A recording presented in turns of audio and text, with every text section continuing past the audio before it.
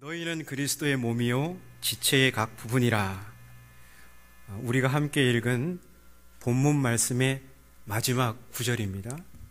여기서 너희는 그리스도의 몸, 이 글을 뽑아서 설교 제목으로 삼았습니다.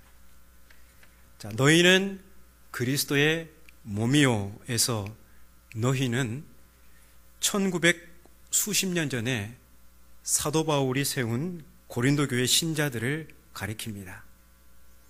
그러니까 바울은 고린도 교회 신자들을 가리켜서 그리스도의 몸이라 한 셈이죠.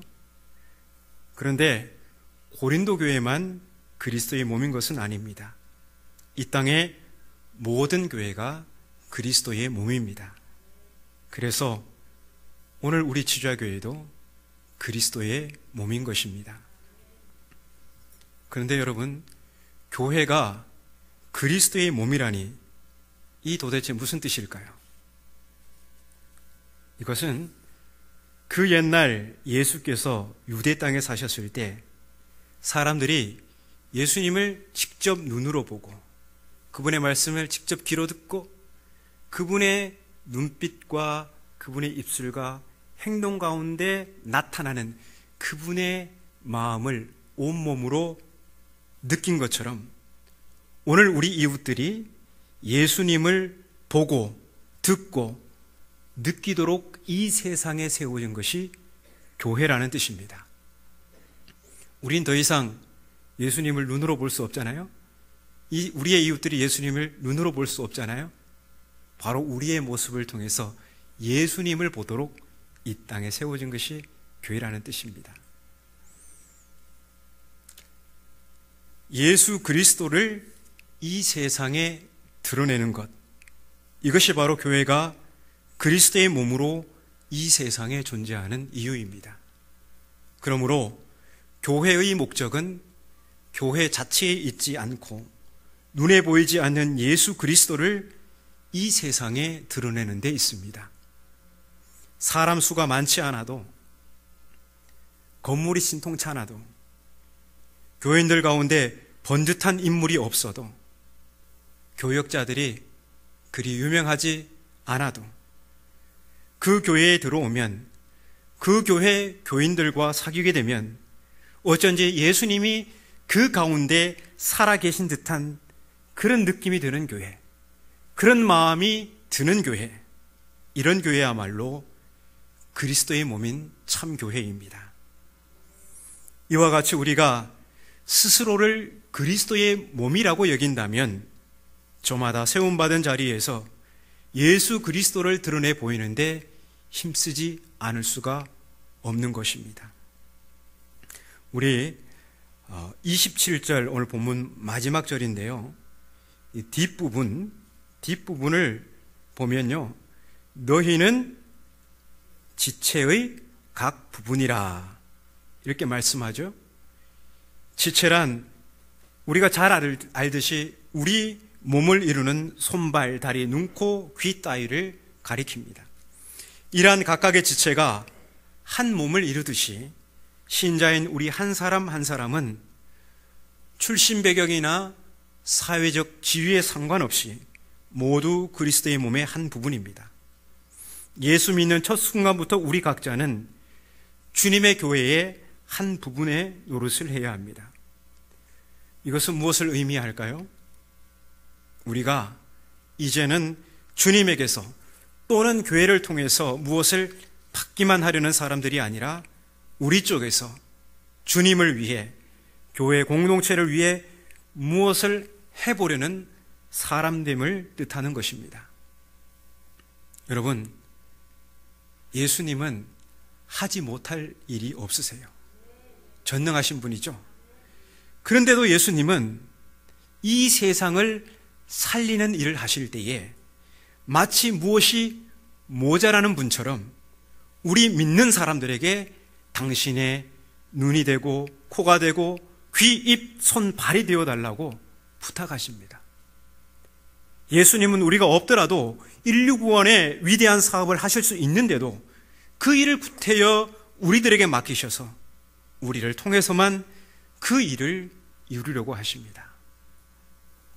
따라서 내가 지체로서 감당해야 할 부분을 소홀히 하거나 하지 않을 경우 이는 곧 세상을 살리시고자 일하시는 주님의 몸의 한 부분이 마비된 것이고 마침내는 주님의 몸 전체가 온전치 못하게 되는 것입니다. 우리는 저마다 그리스도의 몸의 어느 한 부분 노릇을 할 수 있습니다. 목청이 좋고 음악 재능에 있는 사람들은 찬양대원으로, 배우는 것이 많고 남달리 잘 가르치는 재질이 있는 분들은 교회학교 교사로, 생각을 잘하고 일을 능숙하게 잘 해내는 분들은 교회의 이러저러한 사물을 맡아 처리할 수 있습니다. 그런가 하면 많이 배우지 못하고 고상한 재질은 없어도 천성이 부지런하고 몸도 튼튼해서 몸을 써서 해야 할 굳은 일을 척척 도맡아 하는 분들도 계십니다.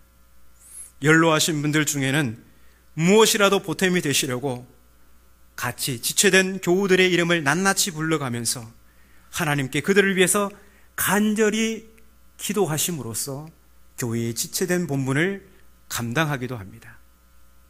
또 예배 시간 전에 늘 남보다 일찍 나와 자리를 살피는 일, 경우에 따라서는 아무 일을 못해도 그냥 교회의 모든 모임에 빠지지 않고 참석하는 것으로 그리스도의 몸의 한 부분 노릇을 톡톡히 하시는 분들도 계십니다.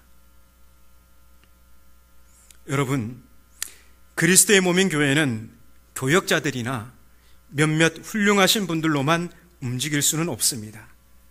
남녀노소 전 교인이 적어도 예수의 은혜를 깨달은 교인이라면 한 사람도 빠짐없이 제각기 힘대로 형편대로 일거리를 찾아 잘 해나갈 때에만이 주님의 교회는 올바로 설 수 있습니다. 자, 계속해서 본문은 또한 그리스도의 몸의 지체들은 모두 평등하다고 합니다.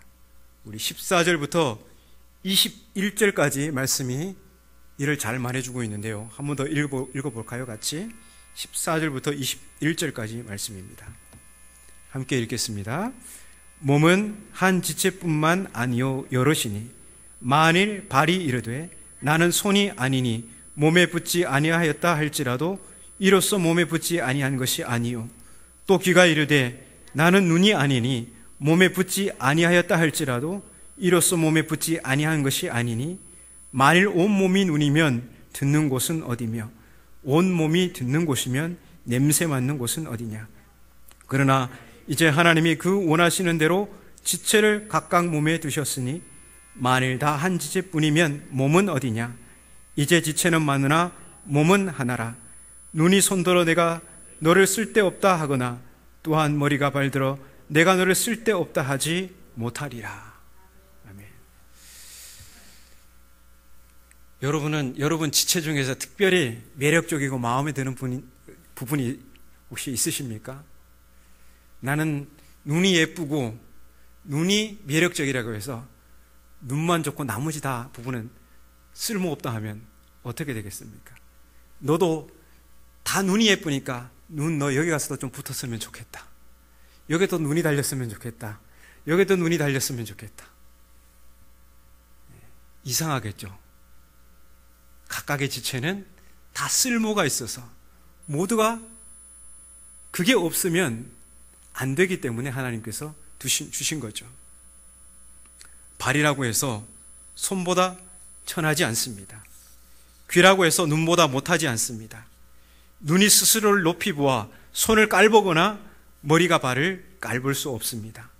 손, 귀, 눈, 발, 머리 모두 하나님이 그 뜻하신 바가 있어서 몸에 두셨기에 마찬가지로 귀합니다. 여러분, 우리 각자가 그리스도의 몸의 부분으로서 그분을 드러내기 위해 하는 일이라면 교역자로 일하든 장로로 일하든 찬양대원으로 일하든 교회학교 교사로 일하든 예배 안내위원으로 일하든 교회 청소를 하든 무거운 짐을 나르든 주방에서 음식을 준비하든 아무런 차이가 없습니다. 중요한 것은 저마다 그리스도를 위해 그리스도의 몸의 한 부분으로서 일한다는 사실 그 자체입니다. 목사가 나와서 앞에서 이렇게 설교하면 이건 더 귀한 일이고 그런 게 아닙니다. 여러분이 하시는 그 모든 일들이 하나님 보시기에는 모두 동등하게 귀한 것입니다. 우리는 제각기 주님이 맡겨주신 대로 그리스도의 일을 할 뿐입니다. 내가 하는 일이 아니라고 해서 그 일이 내가 하는 일보다 못하다 할 수 없습니다. 그뿐만 아니라 손은 발이 없으면 불완전하고 발은 손이 없으면 불완전하듯이 우리 지체된 그리스도인들은 제 혼자서는 온전할 수가 없습니다. 서로가 서로의 모자람을 메꾸어 주어야 제마다의 값어치를 제대로 나타낼 수 있습니다. 끝으로 본문은 특별히 약자를 존중하라고 가르칩니다. 22절이 이를 말하는데요. 한번 읽어볼까요? 22절 함께 읽겠습니다. 그뿐 아니라 더 약하게 보이는 몸의 지체가 도리어 요긴하고. 자, 이 구절을 신약 성경이 본디 적힌 헬라 말에서 조금 더 실감나게 풀어서 옮겨본다면 화면과 같습니다. 한번 화면을 보고 함께 읽어보겠습니다. 자, 시작. 우리 몸 가운데 다른 부분보다 힘없어 보이는 부분, 못나 보이는 부분이 사실에 있어서는 꼭 있어야 할 부분이요, 바로 그 부분이 없이는 우리 몸이 유지될 수 없을 만큼 그토록 중요한 부분이다. 아마 몸을 다쳐보거나 또 질병을 알아보신 분들은 이 내용이 무엇인가를 몸소 체험하고 느끼고 알고 계실 것입니다. 그런데 우리가 읽은 이 부분, 이게 무슨 뜻일까요? 어떤 강하다, 약하다, 귀하다, 천하다, 낫다, 못하다, 봐줄만하다, 보잘것없다. 자, 이런 평가들, 이것은 우리 사람들에게 그렇게 느끼고 보이는 허상일 따름입니다. 누구 눈에 그렇게 보인다고요? 우리 사람의 눈에. 강하다, 약하다, 잘났다, 못났다, 귀하다, 천하다, 봐줄만하다, 보잘것없다. 우리 사람들의 눈에 그렇게 보여요. 그래서 이게 허상이에요. 그런데 실상은 누구의 눈에 그렇게 보일까요? 하나님의 눈에. 하나님에게 있어서는 그렇게 힘없고 못나고 천하고 보잘것없는 바로 그 부분이야말로 꼭 있어야 할 귀중한 부분이라는 것입니다. 자, 이러한 원리를 넓혀서 오늘 우리 상황에 적용시켜 보겠습니다. 오늘 우리 가운데 우리 사람들이 보기에 가장 낮아 보이는 사람, 가장 힘없어 보이는 사람, 가장 못나 보이는 사람, 가장 보잘것없어 보이는 사람, 가장 천해 보이는 사람, 바로 이 사람을 하나님은 가장 귀중한 존재로, 꼭 필요한 사람으로, 심지어는 그 사람이 없이는 그리스도의 몸인 교회가 바로 설 수 없을 만큼 값진 사람으로 보십니다. 이처럼 우리가 하나님의 마음과 눈으로 서로를 볼 수 있다면 얼마나 좋을까요? 이정록 시인의 사랑이라는 시의 한 부분을 읽어드리겠습니다.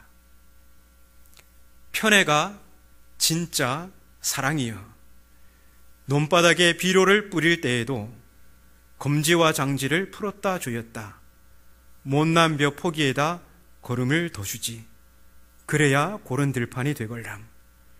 병충해도 움푹 꺼진 자리로 회오리치고 비바람도 어젖자는 곳에다가 둥지를 틀지.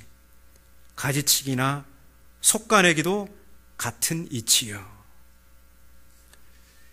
편애가 진짜 사랑이라는 말이 좀 낯설게 들리시죠? 편애는 일수 사랑받지 못하는 이들의 가슴을 후벼 파는 것입니다. 하지만 시인은 과감하게 편애를 강조하고 있습니다. 이분의 말은 관념이나 주상이 아닙니다. 구체적 삶의 바탕을 둔 지혜이죠. 못난 벼 포기에 거름을 더 주어야 고른 들판이 된다는 것, 병충해도 움푹 꺼진 자리에 집중된다는 사실을 그는 체험을 통해서 알고 있습니다. 이제 편애의 대상이 누구인지 분명해졌습니다. 그것은 움푹 꺼진 자리에 있는 사람이고 어젓지 않은 사람입니다. 성경의 하나님은 그런 의미에서 편애하시는 분이십니다. 억압과 착취로 인해 울고 있는 사람들, 자기 스스로 일어설 힘조차 없는 사람들, 멸시와 천대로 인해 존엄성을 박탈당한 사람들이야말로 하나님의 사랑이 집중되는 이들입니다. 여러분, 약한 지체를 귀히 여길 줄 아는 마음, 이것이야말로 세리와 죄인을 따뜻이 맞아주신 예수 그리스도의 마음입니다. 본문에 담긴 다른 가르침들도 귀하지만 그 가운데서도 가장 고귀한 것이 바로 이 약자 존중의 가르침입니다. 우리가 특별히 가슴 깊이 새겨야 할 가르침도 바로 이것입니다.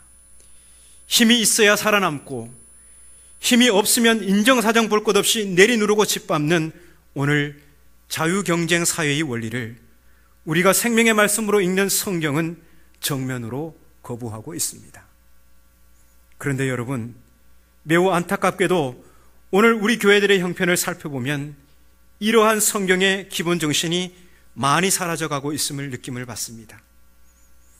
힘 없는 사람들을 우선적으로 도우시며 귀하게 보시는 하나님을 믿는 사람들의 모임인 교회에까지 힘이 있어야 행세하는 잘못된 생활 방법이 판을 치고 있지 않는지 깊이 되돌아볼 일입니다.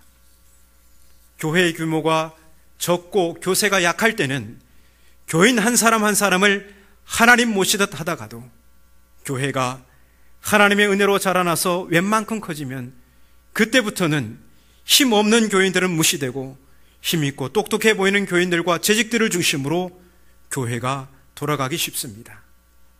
이런 흐름 속에서 힘없고 약해 보이는 교인들의 말은 무시되고 그들의 설 자리는 없습니다.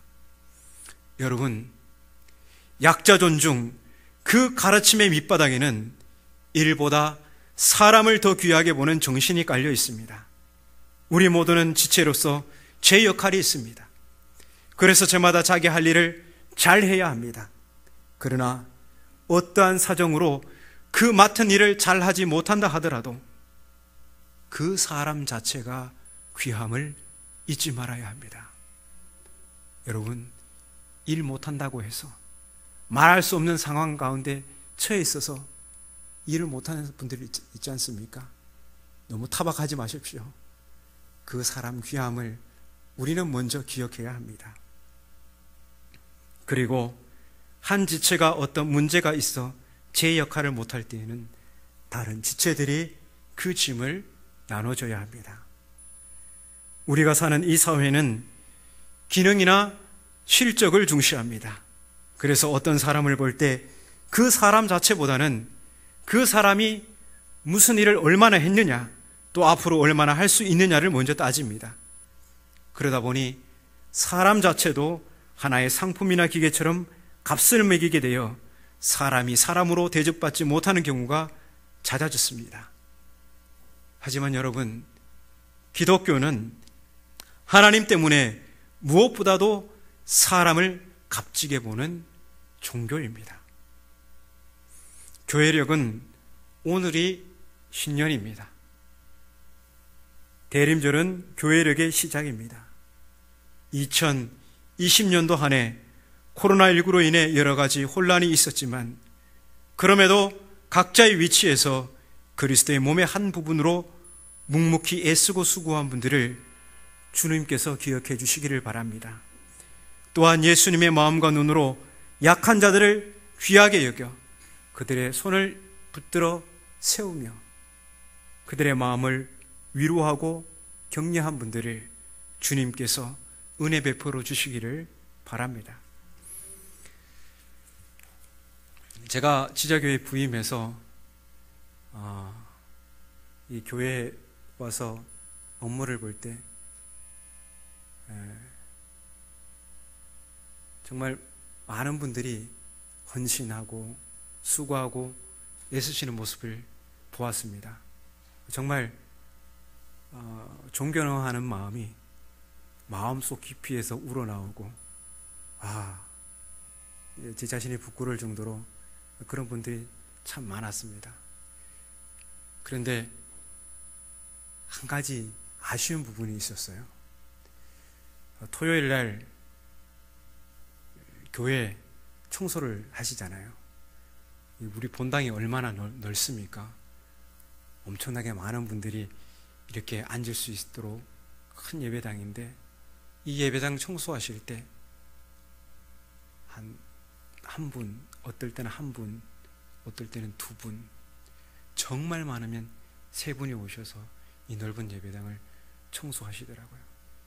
그러면서도 불평 한마디 안 하시는 걸 보고 제가 놀랐습니다. 제 같으면 입이 막 이만큼 나와가지고 막 불평 불만을 막 쏟아냈을 텐데, 그런데 새로운 한 해에는 조금 더 도움의 손길이 있으면 좋지 않을까, 그런 부탁을 제가 감히 드려봅니다. 그래서 함께 우리 그리스도의 몸된 이 교회를 아름답게 세워나갔으면 더 좋겠다는 바람이, 그런 마음이 제게 있어서 원고에 없는 이야기를 한번 드립니다. 여러분, 코로나19로 인해서 우리 사회는 새로운 현실의 직면에 있죠. 교회도 마찬가지입니다. 대면하기 쉽지 않은 상황이지만 여러분, 우리가 잊지 말아야 할 것은, 그럼에도 우리는 지체로서 그리스도의 한 몸을 이루고 있다는 사실입니다. 우리가 때로 대면하지 못하지만, 이전과 같이 그렇게 자주는 하지 못하지만 우리는 한 몸입니다. 떨어져 있어도, 같이 있지 못해도 우리는 한 몸이에요. 그 결속감을 결코 가볍게 여기지 마시기 바랍니다. 너희는 그리스도의 몸이라. 우리는 그리스도의 몸의 한 부분으로 살아갑니다. 그리스도인들 사이에는 귀하고 천함의 차이가 없습니다. 약한 그리스도인이 얼마나 귀한지 모릅니다. 이러한 가르침을 마음속 깊이 새기면서 이제 새로운 한 해에도 비록 어려운 현실이지만 각자가 그리스도의 몸의 지체의 한 부분을 톡톡히 감당해내므로 우리 함께 이 세상에 예수님을 보여주는 지자교회로 더욱더 든든히 세워져 가기를 바랍니다.